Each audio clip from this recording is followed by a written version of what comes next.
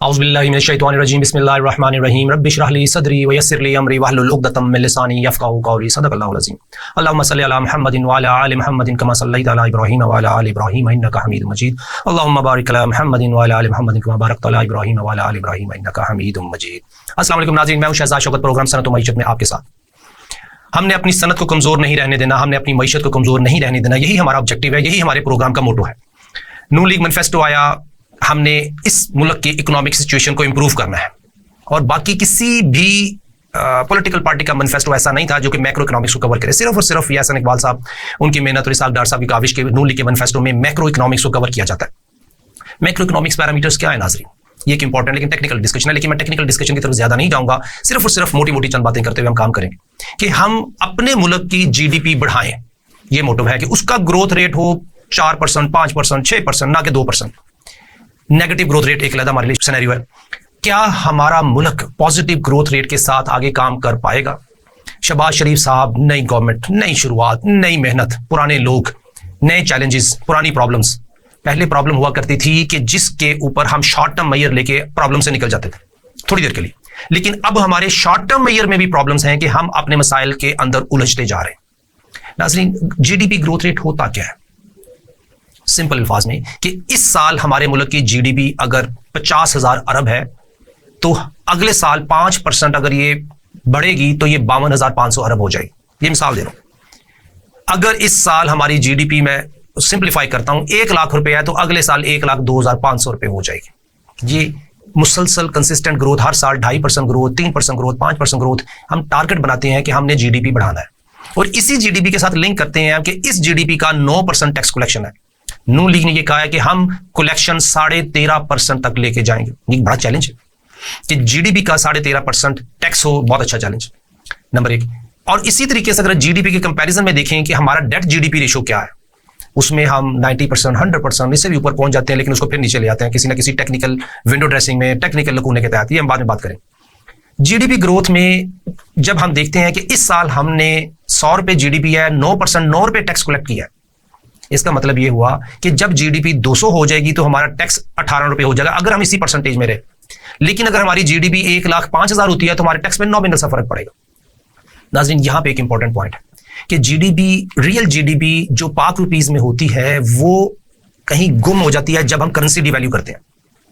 मसलन 1 लाख रुपए की जीडीपी अगर मैं करेंसी को, पाकिस्तानी करेंसी को डिस्ट्रॉय कर दूंगा तो ये इनफैक्ट डॉलर टर्म में कम हो जाएगी।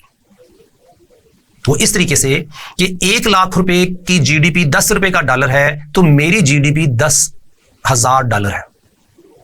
जब मेरा रुपया 20 रुपए का हो गया तो मेरी जीडीपी कम होके 5,000 डॉलर रह गई, और मेरा बेसिकली रुपीज में चाहे मैंने थोड़ा ग्रोथ कर लूं 2-2.5%, लेकिन डॉलर टर्म में श्रिंक करके। इसलिए नाजरीन, हमारे मुल्क में in terms of rupee GDP growth तो हो रही है, लेकिन इन टर्म्स ऑफ डॉलर हमारी जीडीपी ग्रोथ नहीं है, जिसकी वजह से हमारे मसले मसाइल बढ़ते रहे। सो पॉइंट ये है, शहबाज शरीफ साहब के लिए जीडीपी डॉलर टर्म में क्या वो ग्रोथ सस्टेन कर पाएंगे?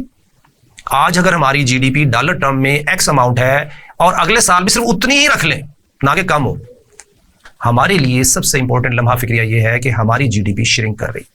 नाज़रीन, मैं इसके ऊपर प्रोड्यूसर साहब से रिक्वेस्ट करूंगा, एक शीट लगाऊंगा कि किस तरीके से जीडीपी श्रिंक की है हमारी और कैसे कैसे की। एक तो ये पॉइंट। दूसरा पॉइंट ये है कि टारगेट शहबाज शरीफ साहब का यह है कि हमने 13.5% टैक्स कलेक्ट करना है। इसको कैसे कलेक्ट किया जाएगा? क्या टैक्स रिफॉर्म्स लाए जाएंगे? क्या उन टैक्स रिफॉर्म में हम पाकिस्तानियों की इनकम बढ़ेगी तो हम टैक्स देंगे, या हमारी जो सेविंग्स है और जो हमारी इक्विटी है उसको ले लिया जाएगा? हमारी मुल्क की सालमियत, सिक्योरिटी, स्टेबिलिटी जो सिर्फ और सिर्फ मुआशी तौर पर तरक्की में है, अगर उसके रास्ते में कोई रुकावट आती है तो हमारे लिए वो बहुत ही नुकसानदेह है। हमने अपने मुल्क की तरक्की की तरफ जितनी रुकावटें अगर उनको दूर करना है तो हमारा टैक्स जीडीपी रेशियो इंप्रूव हो जाए। एक कारोबारी आदमी को जो एक्सपोर्ट करना चाहता है उसकी तमाम हर्डल्स दूर कर दें। स्टेट बैंक ऑफ पाकिस्तान ने जितने बैरियर्स लगाए हुए हैं वो दूर कर दें, एक्सपोर्ट आसान कर दें। हमारे मुल्क की जो रॉ मटेरियल की जरूरत है, जो एक्सपोर्ट के लिए बहुत इंपॉर्टेंट है, उसमें जितनी हर्डल्स हैं वो दूर कर दें हर तरीके से।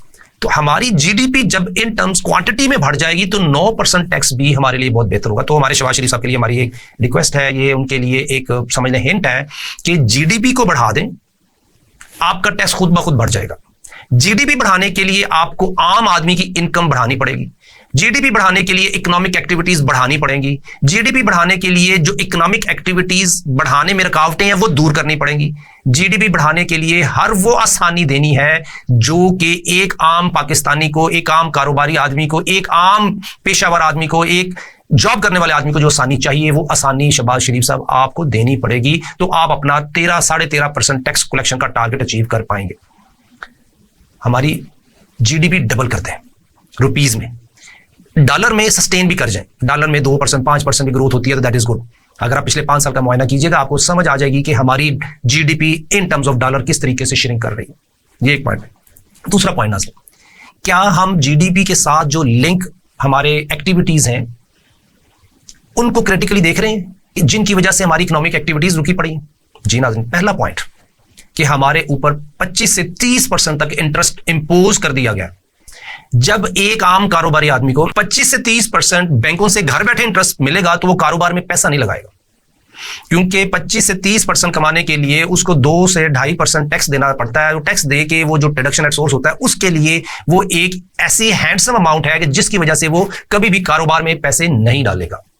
अगर स्टेट बैंक के आदाद शुमार देखें तो जितने डिपॉजिट हैं आपको अंदाजा हो जाएगा कि फिक्स डिपॉजिट की मद में कितने पैसे पड़े हुए हैं जिनके ऊपर कारोबारी आदमी, पैसे वाले दोस्त, पैसे वाले पाकिस्तानी सूद कमा रहे हैं, सूद ले रहे हैं, मुख्तलिफ हीलो बहानों से ले रहे हैं। इस्लामिक बैंकिंग के तहत ले रहे हैं, कन्वेंशनल बैंकिंग के तहत ले रहे हैं, बॉन्ड्स पे ले रहे हैं, स्कूप पे ले रहे हैं। तो नाज़रीन, जब तक वो सूद वाली पॉलिसी खत्म नहीं करेंगे कारोबारी आदमी कारोबार की तरफ नहीं आएगा। जब कारोबारी आदमी कारोबार की तरफ नहीं आएगा तो जो मोनोपोली लेके बैठे हुए हैं वो चंद लोग हैं जो कि कारोबार करके मोनोपोली की सिचुएशन क्रिएट करते हुए हम पाकिस्तानियों के साथ वो प्राइसेस नेगोशिएट कर रहे हैं जो कि हम मजबूर हैं देने के लिए। सो कंपटीशन नहीं रहता जब मार्केट से कारोबारी आदमी गायब होता है। और आपको याद होगा कि बांग्लादेश, हमारे बहुत से कारोबारी दोस्त बांग्लादेश चले गए। क्यों? कि हमारे मुल्क में जो कॉस्ट ऑफ प्रोडक्शन है वो, डिस्पाइट कि हमारी लेबर सस्ती है, हमारी करेंसी डिस्ट्रॉय हुई हुई है और हमारे यहाँ कुछ ऐसे मामला हैं कि जिसमें कि हमारी कॉस्ट कम है, लेकिन फिर भी जो मेजर पैरामीटर्स एनर्जी कॉस्ट के और टैक्सेस के, उसको छोड़ के हमारा कारोबारी आदमी बांग्लादेश चला गया। क्या आज वो सिचुएशन नहीं कि मेरा कारोबार यूएस के साथ है, मैं एक्सपोर्ट करना चाहता हूं, मैं अपने ऑर्डर्स लूज कर रहा हूं, तो मैं क्या करूं?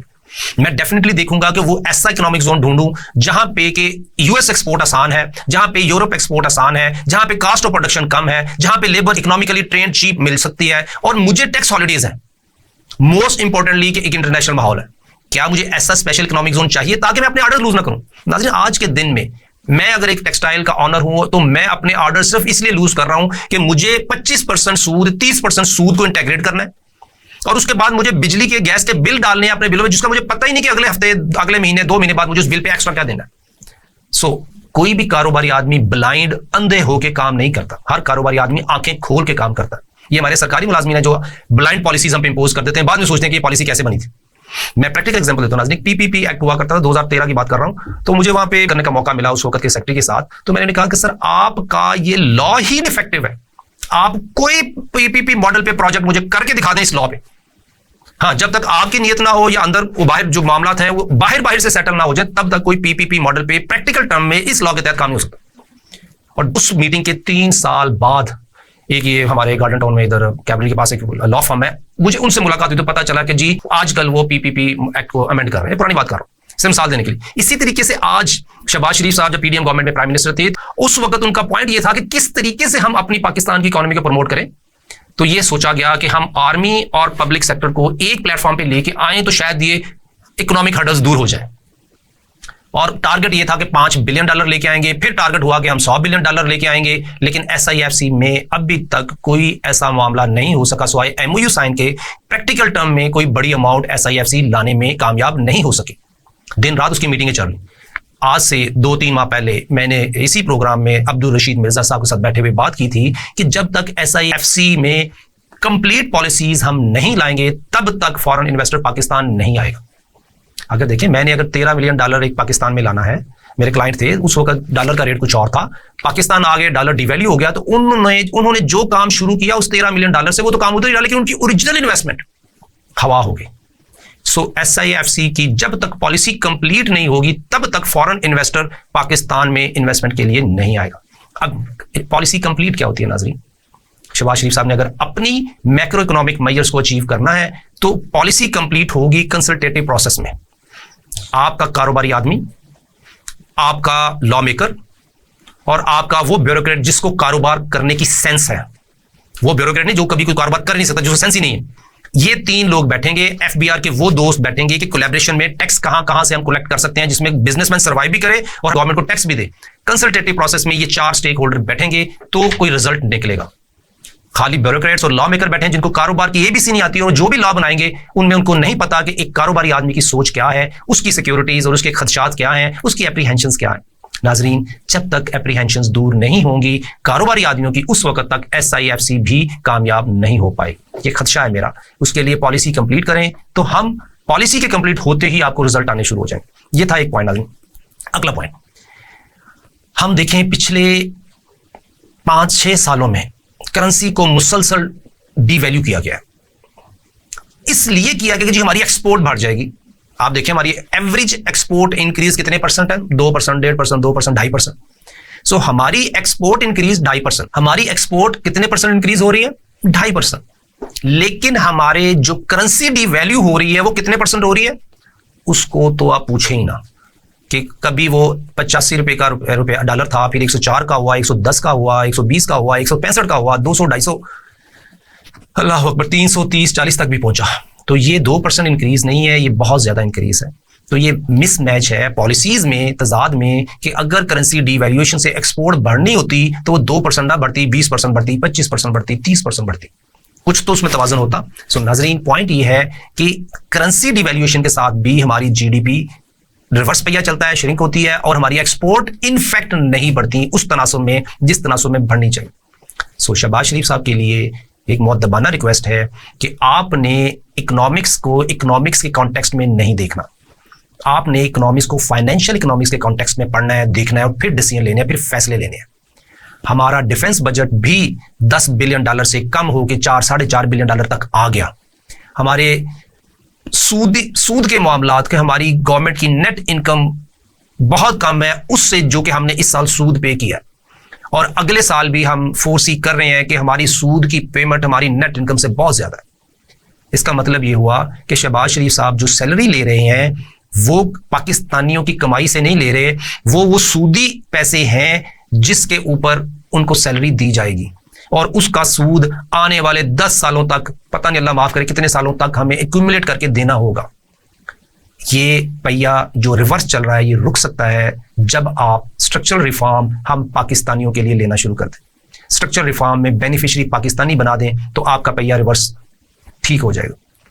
तो हम इस पोजीशन में होंगे कि GDP बढ़ा सकें, सूद खत्म करके GDP बढ़ा दें, करेंसी डिवैल्यूएशन को बंद करके GDP बढ़ा दें, और जब कास्ट ऑफ प्रोडक्शन कम होगी तो एक्सपोर्ट खुद ब खुद बढ़ जाएंगे। अभी मैं एक लाहौर चैम्बर ऑफ कॉमर्स में एक मीटिंग में हफीज शेख साहब के साथ मुलाकात हुई कारोबारी आदमियों की, तो उन्होंने कहा कि जी अब पानी सर से गुजर चुका, अब हमारे पास टाइम नहीं। क्या टाइम नहीं? कि आज के दिन में हम पाकिस्तानियों की जो इकोनॉमिक सिचुएशन है उसमें जो एक्सपोर्ट जब तक नहीं बढ़ेगी तब तक हम काम नहीं कर पाएंगे। हमारा सोल्यूशन एक्सपोर्ट बढ़ाने में है। एक्सपोर्ट कब बढ़ेंगी? जब कास्ट ऑफ प्रोडक्शन रैशनलाइज्ड हो जाएगी। एक्सपोर्ट कब बढ़ेंगी? जब रॉ मटेरियल की कॉस्ट हमें रीजनेबल मिलेगी। एक्सपोर्ट कब बढ़ेंगी? जब हमारे इलेक्ट्रिसिटी और गैस की प्राइसेस हमारे कंट्रोल में हो। हमारे यहाँ तो इन्फ्लेशन ही मार नहीं। नाज़रीन, क्या हम इन मामलात में कामयाब हो पाएंगे? शहबाज शरीफ साहब को बहुत मेहनत करनी है ताकि वो इस चुंगल से निकल सकें। हमारे लिए चंद पॉइंट मैंने नोट किए थे आज के प्रोग्राम के लिए, वो ये था कि इकोनॉमिक प्रॉब्लम सबको पता है, तो शहबाज शरीफ साहब आपने देखना है कि इकोनॉमिक प्रॉब्लम को फाइनेंशियल इकोनॉमिक्स के कॉन्टेक्स्ट में देख तो आपको सोल्यूशन नजर आना शुरू हो जाएगा। अगर आप इकोनॉमिक प्रॉब्लम को एज एन इकोनॉमिस्ट देखेंगे तो आपको सोल्यूशन नहीं मिलेगा, क्योंकि हमारी इकोनॉमी में फाइनेंशियल क्रंच चल रहा है। इकोनॉमिक्स हमारी बिल्कुल ठीक है, हमारे 24 करोड़ आवाम है, कंज्यूमर है। आपके पास 24 करोड़ आवाम खाने वाले हैं, फूड चाहिए उनको, जीना है, उन्होंने कपड़े चाहिए, उनको स्कूलिंग चाहिए, उनको आटा चाहिए, हर इकोनॉमिक एक्टिविटीज इकोनॉमिक्स की भरी पड़ी है 24 करोड़ आवाम में। किस चीज की कमी है? फाइनेंस की कमी है, हलाल फाइनेंस की कमी है। हराम फाइनेंस हर तरफ अवेलेबल है। अब हमारे लिए बहुत इंपॉर्टेंट है इस मामले में कि हमने इकोनॉमिक प्रॉब्लम जो नाउन है उनकी रीजंस को देखें और हम ये देखें कि इस सिस्टम के बेनिफिशरीज कौन है। क्या वो बेनिफिशरीज इस सिस्टम की जोंकें तो नहीं है? हमने ये देखना है कि कब पाकिस्तानियों को बेनिफिशरी बनाया जाएगा। जब वो बेनिफिशरी होंगे तो अपने बेनिफिट शेयर करेंगे गवर्नमेंट ऑफ पाकिस्तान के साथ। इसके साथ अगला पॉइंट मैंने लिखा था कि जो करंट सिस्टम है उसमें जब तक लॉ मेकर हम पाकिस्तानियों को बेनिफिशरी नहीं बनाएंगे, पॉलिसी मेकर हम पाकिस्तानियों को बेनिफिशरी नहीं बनाएंगे, आगे मामला नहीं बढ़ते।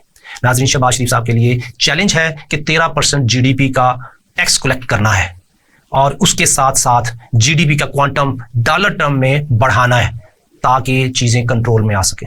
नाज़रीन, मिलते हैं इंशाल्लाह नेक्स्ट प्रोग्राम में, दोबारा बात होती है इसी टॉपिक को हम कंटिन्यू करेंगे। मुलाकात करते हैं अगले हफ्ते। अस्सलाम वालेकुम।